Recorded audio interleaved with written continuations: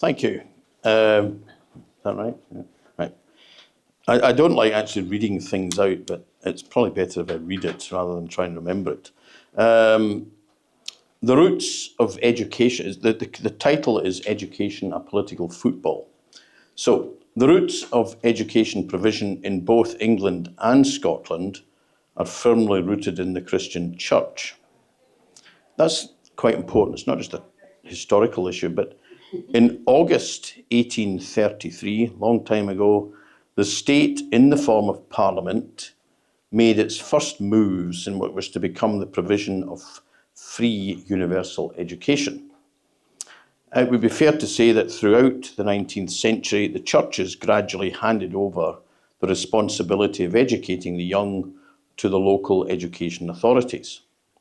Now, I would always fundamentally pose the question, what exactly is the purpose of education?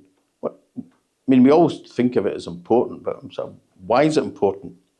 Well, when the churches were in charge, maybe the emphasis was on religious knowledge, and that's fair enough as far as it goes. But then the focus travels in the direction of believing that an education, in a general sense, permits advancement in the professions. Fair enough again. Who's going to argue with that? Not much controversy in that. Who would disagree with the idea that the nation, the state, if you like, as opposed to the church, is educating the masses? It's a good thing, it's beneficial to everybody. General point. From 1872 onwards, various acts of Parliament brought compulsory education from age 5 to 14 into the common mainstream of life. So that this is long before any of us were about, so this has all kind of happened. Everybody gets educated, essentially at the expense of the state. Second World War, 1944 Butler Act, Ram Butler, responds to the increasing demands for comprehensive education and social reforms which followed World War II. The school leaving age was raised to 15 and then to 16 in 1972. So everything's fine, everything's great, everything's settled. If you want to leave school and learn a trade, that's fine. If you want to do some hires or in England A-levels, equally fine. And if you want to go to university, great. But it does make one, and that's really the crux of it all, it makes one essential assumption. If the churches were in charge of education, you kind of broadly know what the objective was. They're trying to make people more educated from a kind of spiritual point of view. But we say, well, no, what if people aren't that interested in that? So the state takes charge, and the state, I love the way we say things, who is the state? In practical terms, it's civil servants, teachers, and local authorities. So they're now in charge of education, and it follows logically that they'll decide what education you have. We tend to have this bizarre idea that somehow or other education's good and the people who are providing it are good. Fair enough. So if the state is composed of conventional, well-meaning people with a genuine interest in the welfare of the young, everything's fine. Education, for the most part, is free. It's available to everybody, subject to academic ability. Who's complaining about it? There's nothing to moan about. But then if you just tweak the hypothesis a little bit, which is kind of where I'm coming from, what happens if the state has an agenda? Education's not about classical languages, the nuances of mental arithmetic. It's rather something a little different. It's about imposing ideas and fashions which suit the narrative of those who are in control. Because this is, in other words, in simple terms, who is in control of the education of our children? That's an absolutely colossal question, which we maybe take and talk in general terms a little bit more casually than we should. Education, ideally, should be about training the ordinary individual to think rationally, logically, reach mature opinions, careful deliberation, all that sort of thing, so that you can argue very carefully and meticulously your point, And if you're wrong, you'll happily adjust your opinion, and so on and so forth. And that's one of the reasons why businesses liked graduates, because they thought they were people who had a brain in their head, for want of a better way of putting it. Now we've moved a long way away from that. We hear all the time the expression, which I kind of put in quotes, such and such a value system has no place in modern society. Yeah. Hear that all the time, you know. So you can't, I won't list them, but you can gather all the various things that you can't be. They're not to be looked at rationally. They're not to be looked at objectively. You're told before you've even started, these conclusions are out. And that's because the state are in charge. So whether we like it or not, education becomes political, the political football, in a partisan kind of a way, no question about it.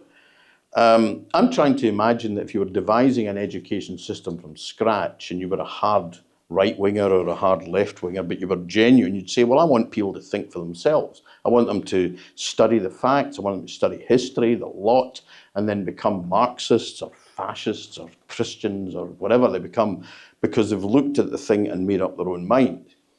But that's not the world we live in. The people who control our education system have already decided the conclusions that you're going to reach, which is rather like playing a game and deciding what the result's going to be before the game's actually played. So Mr. Blair, as we know and love, he made education, a sleight of hand that was quite incredible. The idea that by giving education to larger numbers of people, this is a good thing. He did that. So essentially almost half the people who left school at 16/17 were moving into further education, and he regarded it as some kind of measure of his political success to say, look at the number of people that are going into further education. The quality of the education doesn't matter, it's just the fact they're going into education. The end result of that is everybody has a degree or a qualification of some kind, but whether it actually serves any economic purpose is an entirely separate matter. The politicians, when they're asked, they're all useless anyway, but when they're asked, they will pronounce judgment and they'll say that more has been spent in it. You can almost predict the answers. More has been spent in education than ever before. There are more teachers, I'm sure they'll say that. All the statistics they produce, the pronouncements, they're rather difficult for ordinary citizens to kind of verify. And in any event, they're massaged essentially by those who are trying to win the argument. So they're giving you the statistics, knowing that they will suit them. Vintage politics. However, if you ask some fairly basic questions, can anyone count without using a calculator? I use calculators all the time, but I do vaguely remember being 64 years of age at primary school, doing what we called long division and all the rest of it. I know how it works. I just use a calculator for convenience. I am an employer. I employ a nice wee girl, and lovely wee girl, but I couldn't possibly say, can you send an email to somebody saying such and such? I'm actually going to write it out for her, because she hasn't a clue. So can anybody construct a letter, or in modern parlance, an email with paragraphs? I'm not so sure. Can they present an argument on any given point of view in an articulate manner, rather than just a rant of some kind, which we're all capable of, me in particular? And is anybody seriously challenged by the academic environment that they're in? I remain unpersuaded of that. Every one of us has their own peculiar, particular, individual experience of education. But in a world where there is an explosion of means by which we can access knowledge through the internet, it's not obvious to me that people are particularly well educated. I'll just say that as a general point. UKIP's manifesto, which I actually read, I'm not very good at reading manifestos, but I did read the manifesto commitments in education. They're highly commendable. I know there's people working behind the scenes who do this, so they're very good. We seek to reinvigorate the whole environment by insisting that schools are competitive and expectations are high, which, as far as I can see, is not the case. Now, something definitely changed. I can't put a date on it. I'm always doing this. I reckon sometime round about the late 70s, the whole education world fell apart. Whether that's true or not, others, but that's my thoughts on it. We, as in UKIP, desire to reintroduce selectivity. What on earth's wrong with that? You're either academically minded or you're not. It's not a crime. If you're either somebody that can write essays or you're not. You're somebody that can fix a car, which I can't do, or you're not. There's nothing wrong with this. It's just, why do we insist that people are academic when they're not, and so on? So we have a desire to reintroduce selectivity, to reintroduce, or to, I know they do exist, but reinvigorate the grammar schools. All of that strikes a chord. Why shouldn't education mean something? Now, I think it was Jack Thompson earlier on. I will go on and on about this. The 2010 Equality Act is an abomination. It's everything we detest. It was passed, I think Neil, I'm sure, will confirm this if I've got my facts wrong, by a Conservative government. This is the point. People like, I'm an ordinary human being who just wants life to carry on and think that the people in charge are decent chaps who occasionally make a mistake. The Conservative Party are charlatans. They passed the Equalities Act. It has a significant impact on the world of education. We now have a woke culture, which anybody with any sense recognises should be put, as they say, in the nearest recycling receptacle. It's nonsense. It's nothing to do with expanding the mind and nothing to do with improving.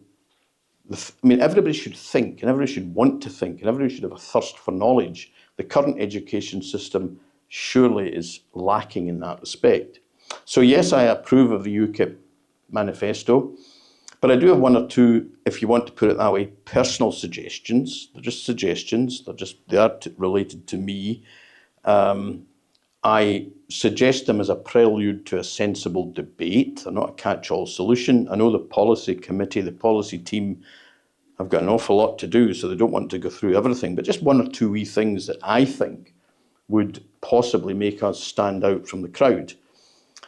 If UKIP are going to succeed, there's not much point in saying the same thing as everybody else. If I say UKIP are in favour of small businesses, which we are, well, so will the Conservatives say that. We've got to say things that are a little bit different. So that's in the context of education. I say this politely and I say it, I would honestly think there's a good argument for reducing the school leaving age to 14, which has not been the case for a long time. I don't know why, having been, I'm now 64, so it's a long time since I was at school, but I had the privilege of going to a good school. It was not a private school, it was a selective school. You had to pass an exam to get in.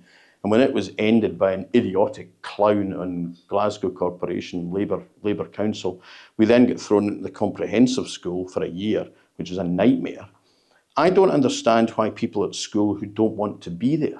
I've never figured this out. If they don't want to be there, leave. So I would have a situation where this is not UKIP policy, this is just me. I'm just suggesting we should consider reducing the school leaving age to 14. I just don't get why people should be there if they don't want to be there. Secondly, reduce the number of students entering higher education. When I actually went to university in 1979, when the year Mrs. Thatcher won, and there was a few clowns walking about with the slogan, "Education is a right, not a privilege." Now, I'm 19, I've not necessarily thought it all through, but even I thought, that's rubbish. It was rubbish then, 1979, it's rubbish now. It's not a right. Somebody somewhere's putting their hand in their wallet and paying for it. Why are we giving some of these clowns an education that they don't really want, and as far as they do want it, they want to use it for their own purposes? So I would be suggesting that we shouldn't be obsessed with people wandering about with degrees. You've got to have a qualification to prove that you're educated. Why do we devalue education by giving it out to everybody? If 100% of the population have got degrees, does that make degrees worthless?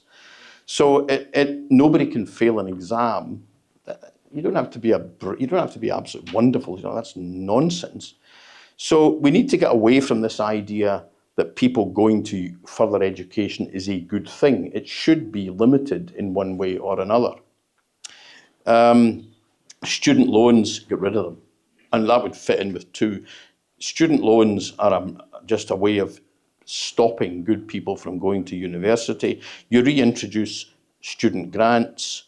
How do you do that? By limiting the number of people that go. In 1950, a long time ago, 3% of the UK population, school leaving age, went into further education. 3%. In 1970, that was 8%. By even 1990, 1 in 5, and by 2021 it's 38%. That's absurd. You don't have to be a great intellectual to work. What are we sending people into into further education when they shouldn't be there? Finally, discipline, the famous subject of discipline. The purpose of education is to train the young. Schools are not an extension of social work departments. School teachers are not police officers. They never should be. And yet, somehow or other, we have people who don't want to be there in the first place, who create all kinds of problems, and then we say things like, well, what do we do with them if they're not here? Well, that's not really the point. The school is there to educate. Fundamentally, do you want to be here in the first place? So it's a privilege to be educated. If you don't want to be educated, clear off. Off you go. I was checking the statistics that I actually thought when I looked at the amount of GDP that the government spent in education, I was fully expecting to see it soar. But actually, to be fair, since the war, governments, with a measure of fluctuations, have spent roughly 4% of GDP on education. That's more or less been the same, as I say, with some minor fluctuations down through the last 85, 75 years. Even the Daily Mirror, strange place to go, says the number of incidents when teachers are facing violence and violence and abuse in schools. In 2016, I was actually surprised to read this, the number of pupils who were suspended was 129,000, which admittedly sounds quite high. In 2023, that went up to 247,000, which is roughly double. I cannot figure out why you've got some idiot who thinks it's his role in life to bully people. You simply say to him, see that gate, walk out of it, and never see you ever again. Who cares what he does? I mean, that's a separate subject. But from a point of view of education, why do we allow Neds and thugs to exist in a school system which eventually means the poor teacher, who may be a very qualified person, is actually scared to go into work, which I would have thought they are not police officers or social workers, they're teachers. So lastly, really essentially that's the point. Education is one of those things that politicians love to take credit for. Actually, it should have nothing to do with politicians, strictly speaking. Maybe that's unavoidable, at least in the short term, but it should have nothing to do with politicians. Education is something that we, as individuals, should be concerned about in relation to our children, and we give an enormous amount of power to the person who stands in front of our children for a period of time, who could have a whole agenda that we know nothing about, who's projecting a lot of nonsense into their heads.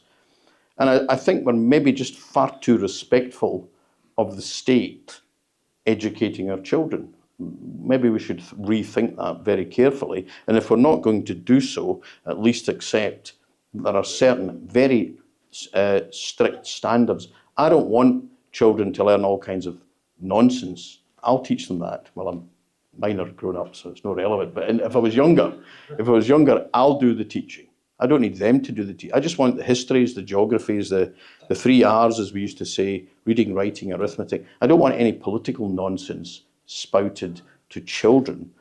And unfortunately, whether we like it or not, that's the world that we're in. And we stand by and watch it. It's astonishing. We just stand by and watch it. So schools have become political footballs. UKIP can certainly play a part in the debate. We should be very direct, think outside the box, bluntly say the unsayable. British education, I mean, even in little Scotland, we were very proud of our education system. Certainly aren't anymore, but we were very proud of our education system. British education was once characterised by operating to the highest standards, as it should. There's really no reason why that can't happen again, but we're certainly far removed from it as things currently stand. And I think we can do something about it by not being afraid of saying the things that nobody wants to say, which is true not only in relation to this, but in relation to other subjects as well. I mean,